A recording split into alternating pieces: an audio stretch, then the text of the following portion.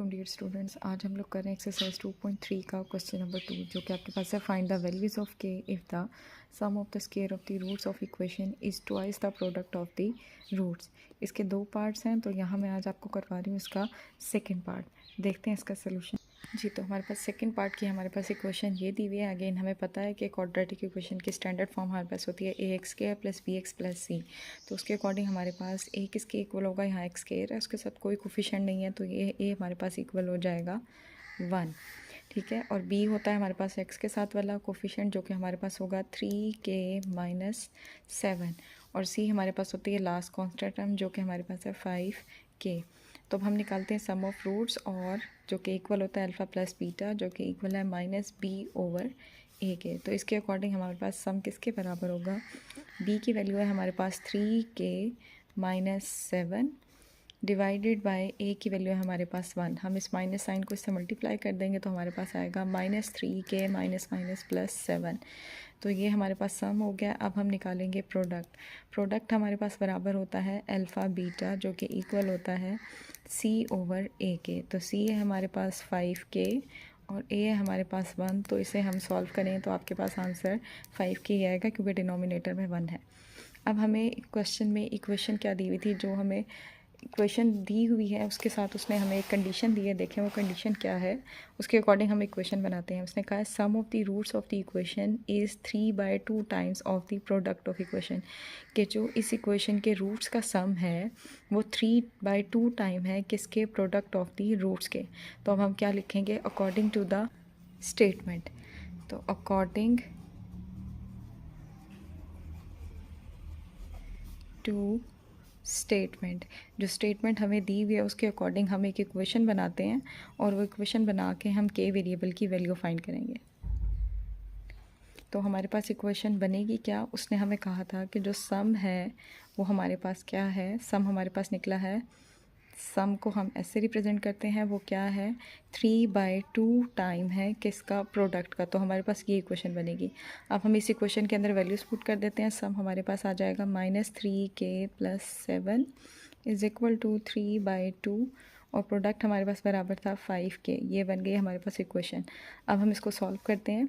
आपके पास यहाँ डिनोमिनेटर में 2 है, 2 को दोनों साइडों पे इक्वेशन से मल्टीप्लाई कर देते हैं। तो हमारे पास आएगा -3k+7, और यहाँ 3/2 multiply by 2 multiply by 5k। तो ये 2 से कैंसिल होकर हमारे पास सिर्फ ये बचेगा। तो यहाँ से क्या निकलता है, ये 2 इससे मल्टीप्लाई होगा इक्वेशन से, हमारे पास आएगा -6k और +14 इज़ इक्वल टू, यहाँ रह जाएगा 3 मल्टीप्लाई बाय 5k, क्योंकि 2 से कैंसिल हो गया। अब मेरे पास है -6k +14 is equal to 15k। अब ये भी वेरिएबल के वाली टर्म है और ये भी वेरिएबल के वाली टर्म है, दोनों को एक साइड पे कर लेती हूँ मैं। 14 को हम यहीं पे रहने देते हैं, और ये है 15k, ये है -6k। जब ये उधर जाएगा तो हमारे पास हो जाएगा +6k। तो हमारे पास आएगा 14 इज़ इक्वल टू 15 + 6। हमने इन्हें ऐड करना है, क्योंकि इसके साथ भी प्लस है और इसके साथ भी प्लस है। तो क्या आएगा 11, 1 कैरी जाएगा, 1 और 1 2, 21k। अब हमने k की वैल्यू फाइंड करनी है। k के पास ये 21 एक्स्ट्रा है, जो कि इससे मल्टीप्लाई हो रहा है, इसे इस साइड पे लाएंगे तो ये क्या हो जाएगा, डिवाइड। तो हमारे पास ये आएगा। अब हम देखते हैं इसकी कटिंग पॉसिबल है या नहीं।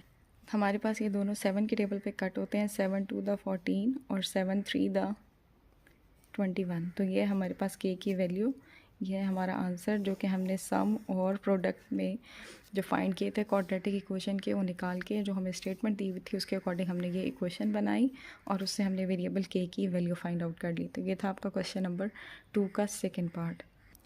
अब हम लोग करेंगे क्वेश्चन नंबर 3। क्वेश्चन नंबर 3 के भी दो पार्ट्स हैं, उसमें भी सेम बिल्कुल एज इट इज़ जैसे आपका क्वेश्चन नंबर 2 है, वैसे ही क्वेश्चन नंबर 3 है। इसमें भी हमने k की वैल्यू फाइंड करनी है। अगेन आपको ऐसे ही उसने इक्वेशन भी दी हुई है, ठीक है, और हम उससे सम और प्रोडक्ट निकाल के, और फिर जैसे हमने क्वेश्चन नंबर 2 में according to the statement equation बनाई थी, ऐसे ही यहाँ भी इक्वेशन बना के वेरिएबल k की वैल्यू फाइंड करेंगे। तो यहाँ मैं आपको अगेन इसका करवा रही हूँ सेकंड पार्ट, जो कि हमारे पास क्या है, sum of the square of the roots of the equation is 6। उसने कहा है, दोनों सवाल बिल्कुल सेम है, बस यहाँ उसने कहा है कि आपके पास 2 है और यहाँ हमारे पास 6 है। तो यहाँ मैं आपको करवा रही हूँ उसका second part. Sum of the square of the roots mean जो आप रूट्स का जो इसके रूट्स फाइंड करेंगे सम और प्रोडक्ट के, उनका स्केयर अगर आप लें तो हमारे पास बराबर होना चाहिए 6 के। तो देखें हमारे पास क्या आएगा जी। तो क्वेश्चन नंबर 3 का सेकंड पार्ट है हमारे पास equation X square minus 2k X plus 2k plus 1 is equal to 0। Again हमें पता है क्वाड्रेटिक इक्वेशन की स्टैंडर्ड फॉर्म क्या है, A X square plus B X plus C.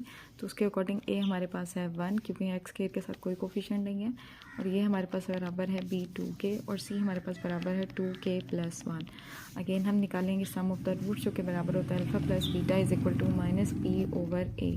तो हमारे पास वैल्यू क्या निकलेगी, माइनस और माइनस 2k डिवाइडेड बाय 1। तो ये हमारे पास सम बराबर हो जाएगा minus minus plus 2k। Denominator में 1 है तो 1 हमसे किसी भी एक्सप्रेशन को डिवाइड करें तो आंसर वही आता है। अब हम निकालेंगे प्रोडक्ट जो कि हमारे पास बराबर होता है alpha beta is equal to C over A. तो वो हमारे पास आएगा 2k plus 1 divided by 1। Again इसके भी डिनोमिनेटर में 1 है तो हमारे पास आंसर आएगा 2k प्लस 1। अब हमने सम भी निकाल लिया है और प्रोडक्ट भी निकाल लिया। अब हम देखते हैं कि हमें इक्वेशन क्या दी। उसने हमें कहा है sum of the square of the roots of the equation is 6 कि मीन आप रूट्स का सम ऑफ स्क्वायर निकालें जो कि इक्वल है हमारे पास 6 के। हमने ऐसी इक्वेशन बनानी है, sum of the square of the roots of the equation is 6। अब हमारे पास क्या होगा, अकॉर्डिंग टू द स्टेटमेंट उसने हमें कहा है कि आपके पास रूट्स का square, sum of square roots का, एक रूट है मेरे पास अल्फ़ा और एक रूट है बीटा, उनका सम का स्क्वायर, सम लेना है और स्क्वायर लेना है। तो alpha square plus beta square is equal to 6। अब हमने तो जो रूट्स फाइंड किए हैं उसमें हमारे पास अल्फ़ा प्लस बीटा है और अल्फ़ा बीटा है, लेकिन क्या हमारे पास इक्वेशन बन रही है alpha square plus beta square. ठीक है, तो अब हम इसको ब्रेकअप करेंगे अपना आंसर निकालने के लिए। इस एक्सप्रेशन को मैं ऐसे लिख सकती हूँ, अल्फ़ा प्लस बीटा का होल स्क्वायर और minus 2 alpha beta is equal to 6। देखिए मैं आपको सॉल्व करके दिखाती हूँ कि हमें यही वाला आंसर मिलता है या नहीं। यहाँ हम खोलेंगे a प्लस बी का होल स्क्वायर, तो जो मेरे पास आएगा alpha square plus 2 alpha beta plus beta square, और बाहर है माइनस 2 अल्फ़ा बीटा। तो देखिए हमारे पास क्या होगा, ब्रैकेट्स खोलती हूँ, alpha square plus 2 alpha beta plus beta square minus 2 alpha beta. अब plus 2 alpha beta minus 2 alpha beta cancel होके अगेन देखिए हमें यही मिल रहा है alpha square plus beta square. Mean इस एक्सप्रेशन को आप ऐसे भी लिख सकते हैं। हमने इसे ऐसे इसलिए लिखा है क्योंकि हमारे पास सम है अल्फ़ा प्लस बीटा और प्रोडक्ट है अल्फ़ा बीटा। इनकी वैल्यूज़ गिवन है लेकिन हमारे पास अल्फ़ा स्क्वायर और बीटा स्क्वायर की वैल्यू गिवन नहीं है। तो अब हम इसके अंदर वैल्यूज़ पुट कर देते हैं। अल्फ़ा प्लस बीटा का होल स्क्वायर हमारे पास किसके इक्वल आएगा, 2k का whole square minus 2 alpha beta की हमारे पास वैल्यू थी 2k plus 1 is equal to 6। अब इसका हम लेंगे स्क्वायर तो हमारे पास आएगा 4k स्क्वायर, और यहाँ 2 की मल्टीप्लिकेशन होगी जो कि आएगा 4k, माइनस साइन भी मल्टीप्लाई होगा, minus plus minus 2 is equal to 6। अब हम क्या करते हैं, इन्हें सॉल्व करेंगे। हमारे पास आएगा 4k square minus 4k minus 2, ये भी कांस्टेंट टर्म है, इसको भी इस साइड पे ले आते हैं तो माइनस 6 इज इक्वल टू 0। तो हमारे पास नेक्स्ट क्या आएगा, 4k square minus 4k minus 2 minus 6, दोनों के साइन सेम है तो हम इन्हें ऐड करेंगे, आंसर क्या आएगा माइनस 8 इज इक्वल टू 0।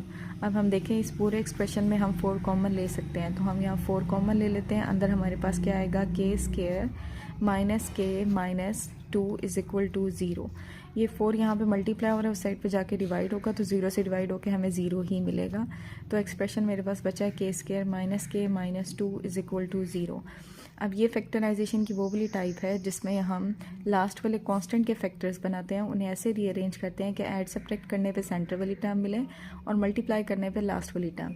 तो 2 के फैक्टर 2 और 1 है तो हम इसके फैक्टर बना लेते हैं k स्क्वायर माइनस 2k और plus k minus 2 is equal to 0। देखें 2 के साथ माइनस साइन है, माइनस 2 और इसके साथ कुछ नहीं है तो 1 है, माइनस 2 प्लस 1 हमें मिलेगा माइनस k, और जब माइनस 2 प्लस 1 से मल्टीप्लाई होगा तो हमें माइनस 2 मिलेगा। अब हम लेंगे इन दोनों में से कॉमन, इन दोनों में से हम k कॉमन ले सकते हैं तो हमारे पास अंदर आएगा k माइनस 2।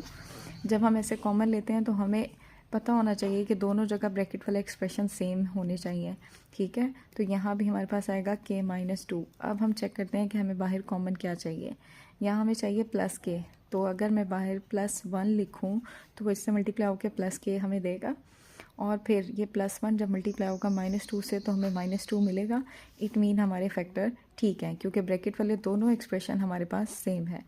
तो हमारे पास क्या होगा k -2 और k +1 इज़ इक्वल टू 0। अब हम यहाँ से निकालते हैं k की दो वैल्यूज़ निकलेंगी। ये एक्सप्रेशन हमारे पास 0 के बराबर है। It mean k -2 is equal to 0 और k +1 is equal to 0।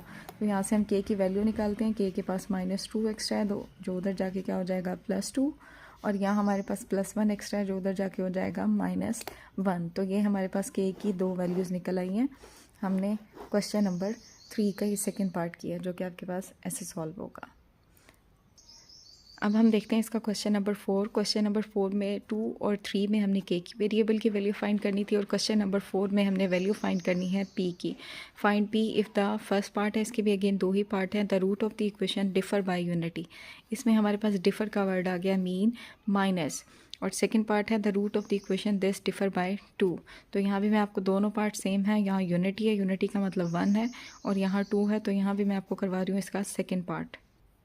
Question number 2, 3 और 4, 2 और 3 तो ऑलमोस्ट सेम थे, लेकिन जो आपका क्वेश्चन नंबर 4 है उसकी जो रूट्स हैं वो आपने थोड़े से डिफरेंट लेने हैं। यहाँ हम अल्फ़ा और बीटा रूट्स ले रहे थे, लेकिन यहाँ हमने रूट्स वो लेने हैं जो दूसरी वो हमें बता रहा है।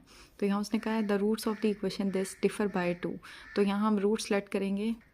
रूट्स फाइंड करने से पहले मैं यहाँ पे a, b और c फाइंड कर रही हूँ। a हमारे पास आ गया है 1, और b हमारे पास आ गया है 3, और c हमारे पास है p -2। ठीक है, क्वाड्रेटिक इक्वेशन की स्टैंडर्ड फॉर्म के अकॉर्डिंग मैंने a, b, c फाइंड कर लिया। अब हम यहाँ लेट कर लेते हैं कि let roots are alpha and alpha -2, क्योंकि उसने कहा था कि आपके पास क्या है, रूट्स डिफ़र बाय। तो हमारे पास रूट्स हैं अल्फ़ा एंड अल्फ़ा -2। ये दो रूट्स हो गए हैं, तो इसके अकॉर्डिंग हम पहले फाइंड करेंगे सम हमारे पास होता है दोनों रूट्स का ऐसे ऐड कर लें, सम निकाल लें अल्फ़ा प्लस और दूसरा है अल्फ़ा -2। ठीक है, जो कि हमारे पास किसके इक्वल होता है -b/a। तो अब b हमारे पास है 3, ये minus sign divided by a हमारे पास 1। तो हमारे पास क्या आएगा अल्फ़ा प्लस, इसकी ब्रैकेट को मैं खोल रही हूँ, अल्फ़ा -2, तो आंसर आएगा -3। यहाँ अल्फ़ा में अल्फ़ा वाली टर्म ऐड हो जाएगी तो हमारे पास आएगा 2 अल्फ़ा -2 इज़ इक्वल टू -3। यहाँ से हम फाइंड करेंगे अल्फ़ा की वैल्यू, क्या एक्स्ट्रा है हमारे पास -2 एक्स्ट्रा है, उस साइड पे जाके वो क्या हो जाएगा +2। तो 2 अल्फ़ा इज़ इक्वल टू -3 + 2, तो 2 अल्फ़ा इज़ इक्वल टू हमारे पास आएगा -1। तो यहाँ से एम्प्लॉय होगा हमारे पास अल्फ़ा इज़ इक्वल टू -1/2।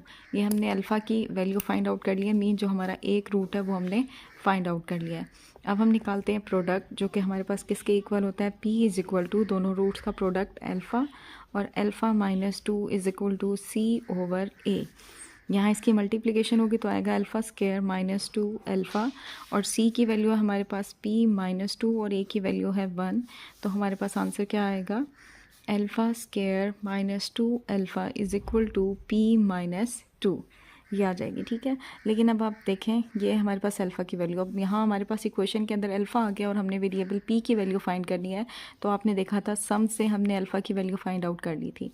अब ये जो हम प्रोडक्ट फाइंड कर रहे हैं इसके अंदर अल्फ़ा अगेन आ गया है। अब हम क्या करते हैं, यहाँ पे हम अल्फ़ा की वैल्यू पुट कर देते हैं। तो हम लिखेंगे by putting value of alpha, alpha की वैल्यू पुट करते हैं हम इसके अंदर, इसे आप नाम दे दें इक्वेशन नंबर 1 का।